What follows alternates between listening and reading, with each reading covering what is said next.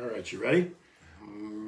It's 1 minute till. All right. We don't want to leave. We don't want anybody. Start too early. Don't start too early. Yeah, there you go. You know, it's like Seinfeld. You want to make sure they're right on time. You don't watch any extra commercials. Hope, how are you? Cathy, Sucker how you pie. doing? All right, here we go. Ready? I'm Scott. And I'm Don. And we're talking real estate. Don, we got a great show today.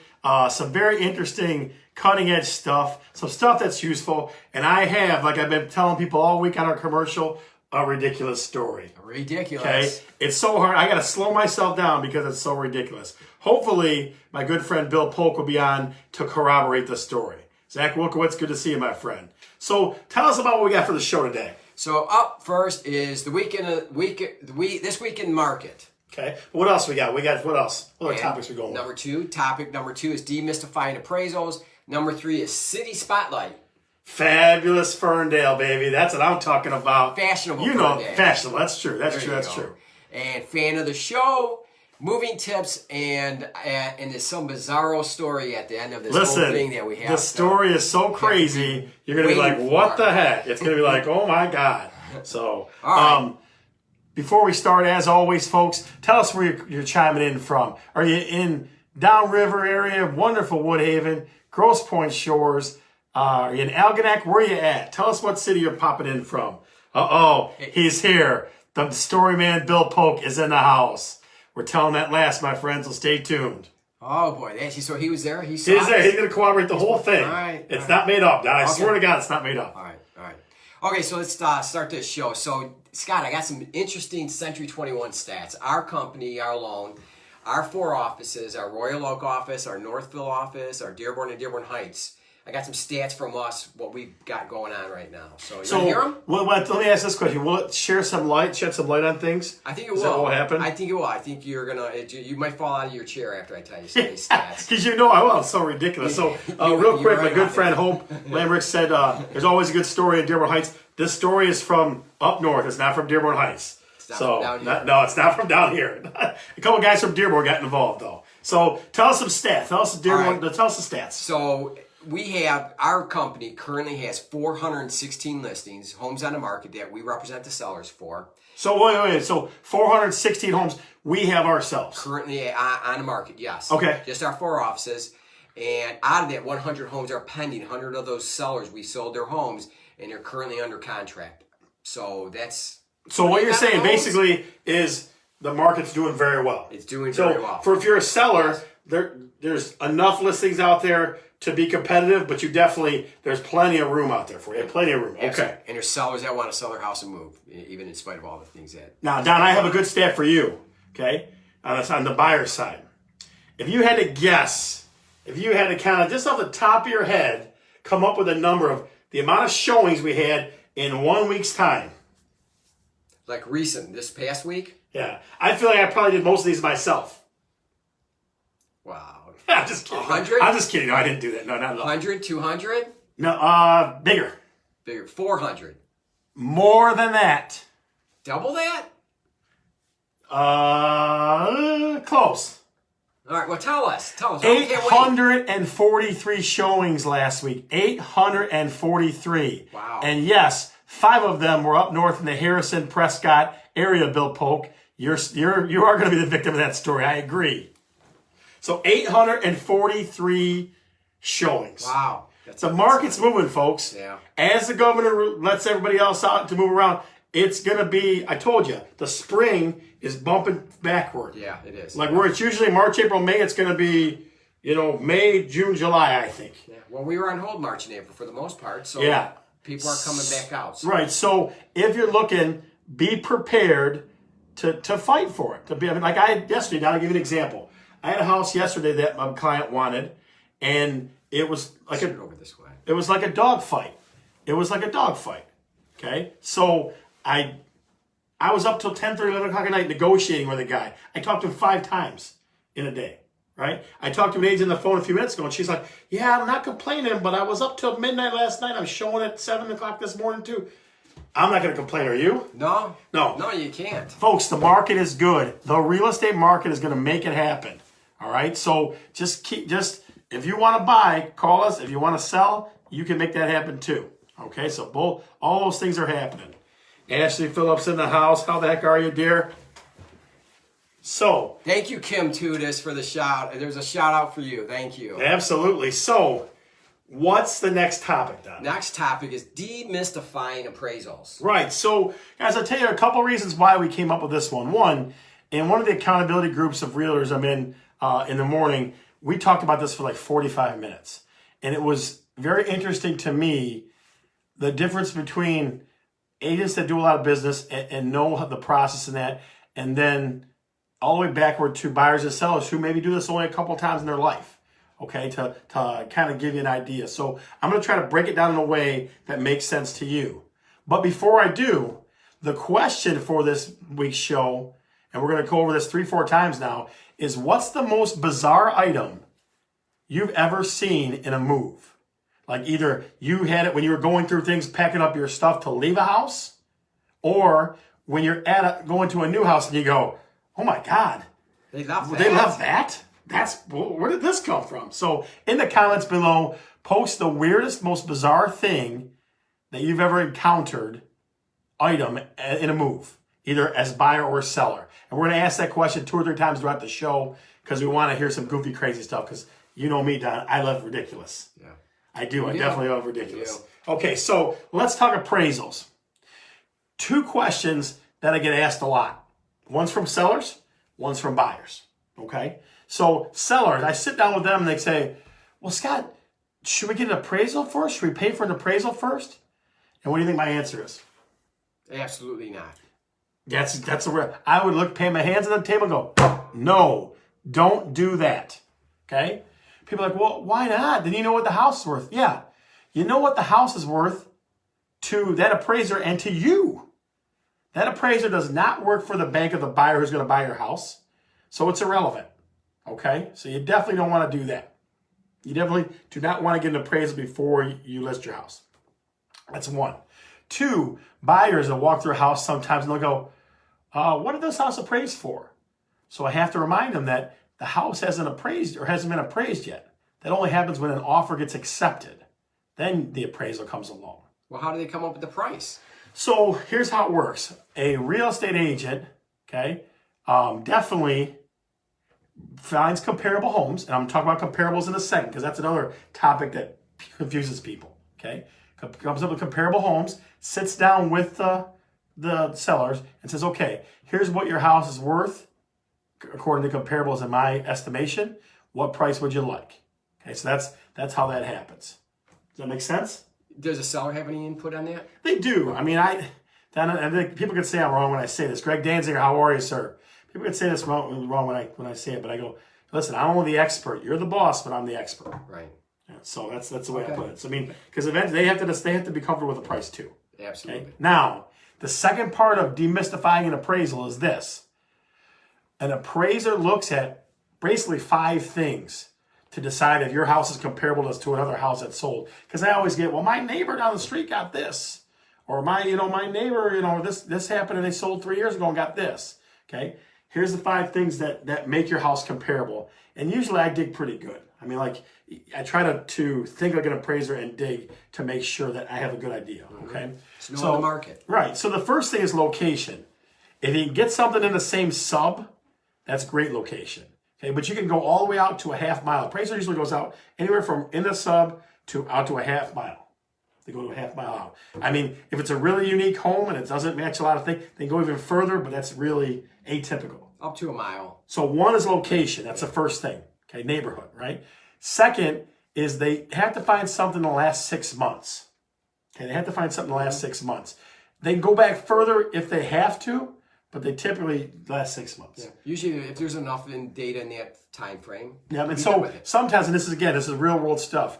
Sometimes it gets a little goofy when you're coming out of winter because that 6 months period is like, February, November, and those months. So those are a little slower. So how's that affected? It definitely makes it harder. How? Well, because the prices are usually lower, or people are less houses on the market. Okay. Right. So you really gotta hope you got some updates and some other things to help you. You know what I mean? So typically, they can still go back beyond the 6 months. Yeah, right? yeah. They can. But that's like I said. Typically, it's 6 months. Yeah. So far we got location and we got time of sale. Okay. 3, Number of stories. If your house is a bungalow or a colonial and the ranch down the street sold for this, that doesn't matter to you. Okay? That's a ranch. That's a different kind of home. Right? Mm-hmm. Those are, and again, I'm not going to upset people, but typically those are your most desirable homes. I mean, in an appraisal or in the market size, typically. Not always, but typically. So they want to compare the same one style to not the style right. that you have. So if you have a bungalow and one next door is a ranch, they're not really that comparable because they're different homes. I mean, their location's good, but they're not comparable. Right. So that's 3. 4 is size. If this is, an appraiser told me this one time, if you're within 200 square feet, that's kind of their cutoff. If you get past 250, that's a different house. So if my house is, 2,000, yours is 2,400, your house is different. Your house is away, okay? Something else you got to realize too is an appraiser is not going to give you price per square foot that a realtor tells you your house is worth. They're going to give you 25, 30, 40 bucks a square, something like that, right? Typically, So, what do you mean by that? So they're gonna give you, if your house is 200 square foot bigger than someone else's, they're only gonna give you a certain amount of adjustment for that. For that additional 200 square feet? Yes. Okay. Yeah, they're not going to give you full market. Like, let's say your house is worth $100 a square. They're not giving you $100 a square. Okay. They're giving you like 20, 25 bucks. Okay. Okay. So far you got location. Okay. 6 months worth of sale.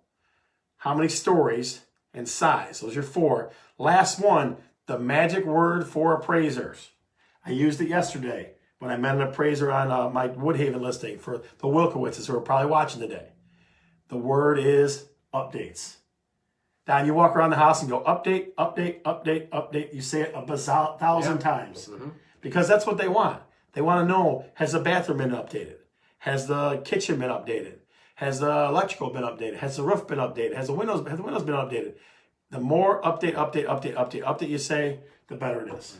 And not only do appraisers like it, buyers like it. Yeah, they do. Buyers, the newest wave of buyers feels like the move-in ready posse. Yeah, absolutely. Like they love the move-in ready. They don't like to do work. I don't want to do any work. I want to just drop my furniture and live my life. I know, and everybody's different. Everybody's different. So there's not as many handy people out there as want to be, anyways. I guess. Listen, I am not handy. Anybody in my family will tell you I'm not handy at all. So I think I had to teach him which side of the brush to use when he wanted to paint the house. You did not have to do that. That's ridiculous. Oh, you saw that? Oh, that's right. You went to YouTube. Yes, I did. I YouTubed. That's right. Okay, so let me reiterate again. When you talk about a comparable, you got to ask these questions. Is it in the sub or nearby? Okay. How recent of a sale is it? How many stories is it? What's the size difference between the two? And then finally, what kind of updates does one have and what does the other have?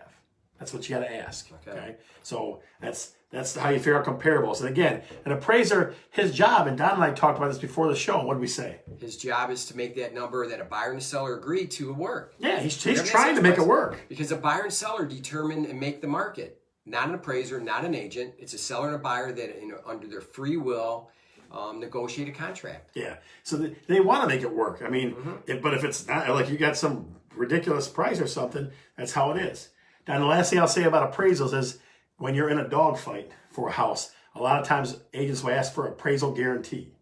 And that means that you're willing to, if the appraisal comes in short, you're willing to give them a little bit more. That's what you're willing to make up that difference.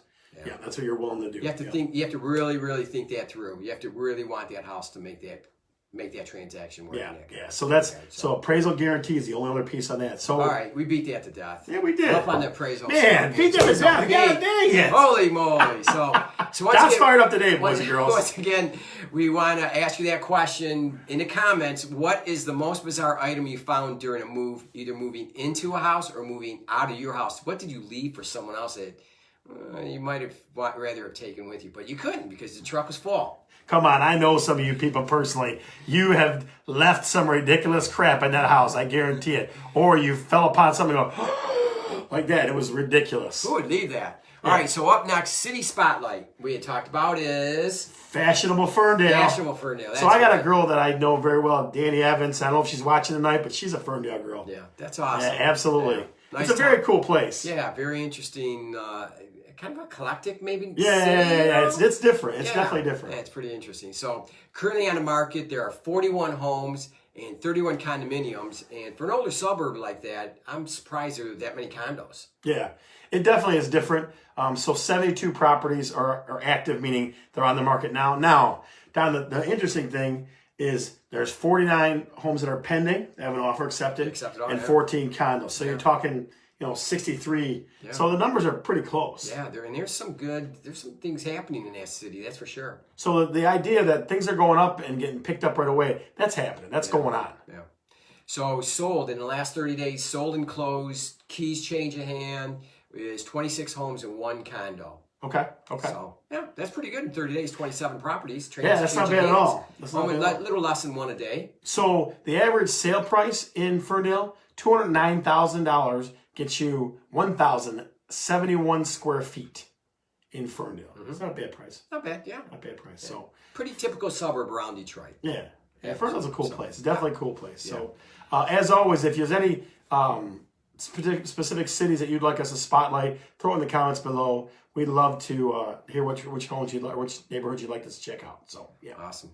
All right, and once again, we're going to ask that question again. What is it? So, what is the most bizarre thing that you've either left in a home when you moved, or found or discovered, I should say, when you moved into another house? What's the weirdest thing that you came up with, that you saw? Put it in the comments below. We'll give you a minute or two to do that. So tell us what it is. And while you do that, we're going to go next to the fan of the show this week. And who might that be, Scott? All right, before I tell you who the fan of the show is, I have to do 2 people because it's a couple. All right? I will tell you, to be honest, last week, one of them was shopping and in the store, had the headphones on, and was listening to the show as it was going on. That's exactly what it was. That's somebody that loves this show. Absolutely. Must-watch show. Yes, right. It's a must-watch show.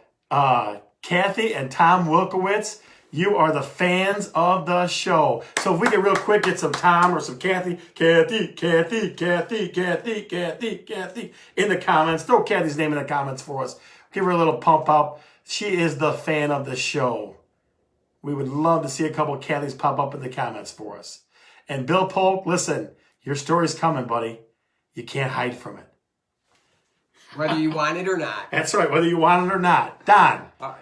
Since we did fan of the show and we got the craziness going on, Katie Summers in the house. Tell us the next topic's moving tips. As a pro real estate agent that you are, you see lots of people move, correct? I've watched people move. I don't really help people move. I watch people my move. neck and my back. My neck and my back hurt. I can't help nobody. My aching back. So, there you go. So hope these moving tips, if you make that move some point somewhere, or maybe you're helping somebody else move to an apartment or from an apartment to So Don, how many tips do you have? 5 tips. All right, give us the fantastic 5. Number 1 is package like items from the same room in the same box. Okay. And like, for example, kitchen, you want all your kitchen utensils and things in one box and dishes. Bathroom, you want all your bathroom goods in one box. Maybe the master bedroom would have a few boxes of its own, and of course, label. Okay, so that's good. Yeah. About number 2. So, number 2 is keep the essentials with you, meaning sometimes you can't find your toothbrush when you get to that next house or that next move, or your contacts, contact solutions, those sort of things. So if you have a travel, if you go on travel and you grab your little travel bag with you, you might want to put that in your car and take it with you to the next destination and hold on to it. Yeah. You know where your toothbrush is then, huh? Yeah. And your contact solution. Yeah. Your contacts. So, and I know that from experience. So number three is use right-sized boxes, meaning put heavy objects in small boxes so it's not as heavy, and light objects in bigger boxes so it's a little bit easier to maneuver. Okay. Make sense? Yeah. Okay, awesome. Number 4 is learn to love labeling. You got to label things. If you label things, it's going to be a lot easier to find down the road, so you don't have that 2 or 3 boxes in the corner in the basement and you're there for 2 or 3 years and you go, well, I wonder what's in that box. What the hell with it? And you go in there and you find something that here it is. I will not be labeling anything. I will not be labeling anything. What's that mean?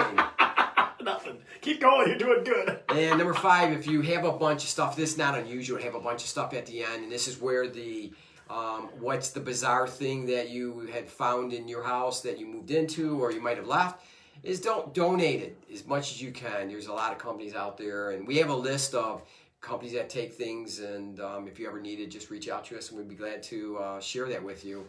But donate's always an awesome thing. Reuse, recycle, So donating, purging, those are the greatest feelings in the world. Getting rid of all that crap.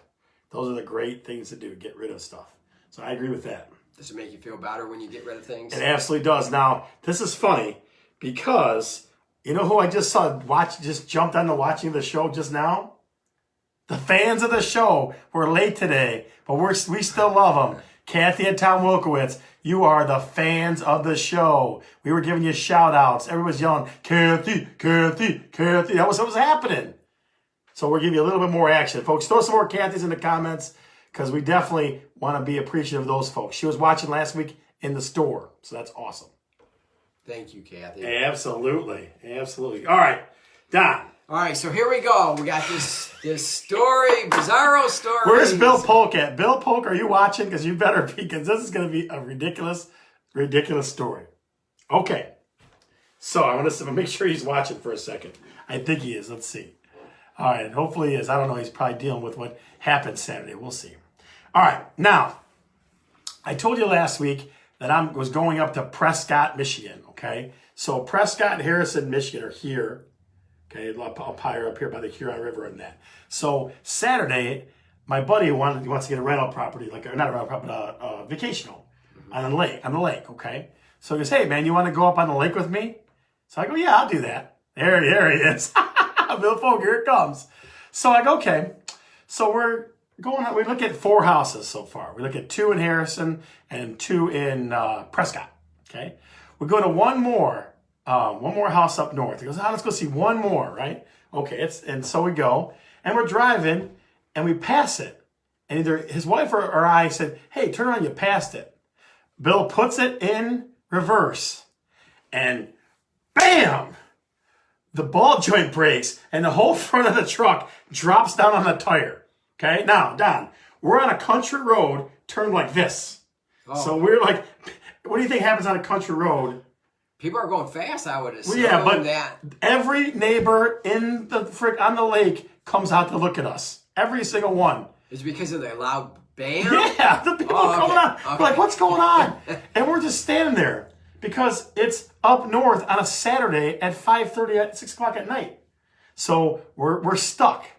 Graham McKenzie, the story's about Bill Post. Keep listening. So we call AAA. And they go, "Can you spell that city, please?" So we couldn't get any help from AAA.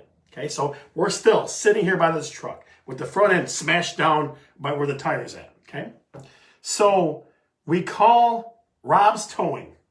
Rob's Towing says, "I'll come out and get you." Fantastic. Rob's Towing comes out, gets the truck.